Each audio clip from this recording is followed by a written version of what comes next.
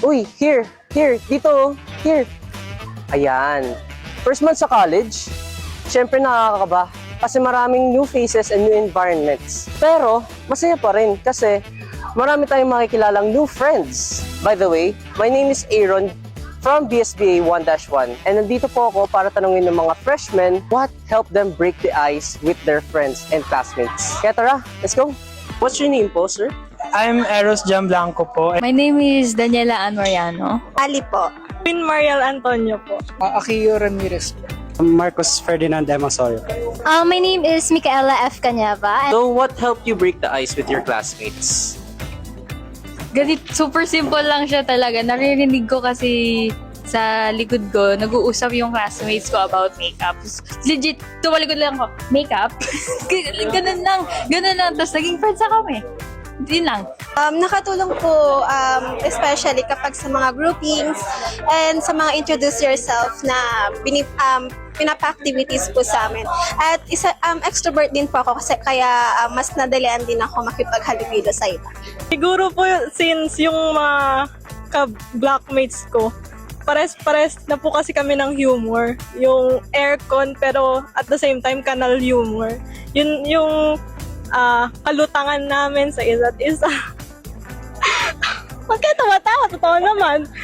Tapos, since same na din po kami ng course which is accountancy, na nagkakaroon na din po kami ng bond. Nag-share na po kami ng sarili naming knowledge about the course din. Yun na din po yung naging foundation ng mga conversations po namin. Yun lang po. Thank you! Siguro po nung nag-groupings po kasi first na ginawa po talaga is grouping. So doon po nagkakilala.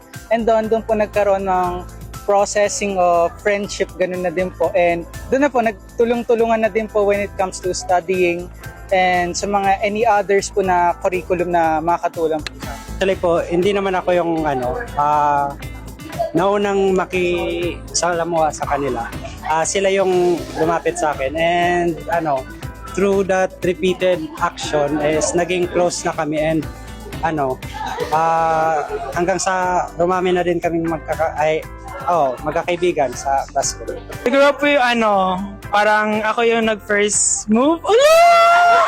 Ako yung nag-first move. Siyempre, tanong, bakit ka nag-BSA? Wala lang. Ganun. Tapos, kasi walang choice. Maghihirap kami. Ay, charot. So, tas siguro yung humor ko. Humor! Yun lang siguro yung humor ko kasi malakas siya. Malakas sa aking dating. Okay. Yun lang po. I communicate with them as it is a must as a class rep. I tried to reach out for them and try to relate myself with each other with them. And I tried to make kwento, make chikas with them. So ayun po, through approaching by doing those things po, I have break the ice with my classmates. Kasi madali lang naman po silang i-approach and sobrang bait po ng mga classmates ko. And so hindi naging problema po yung pag-break ng ice sa amin. Thank you po.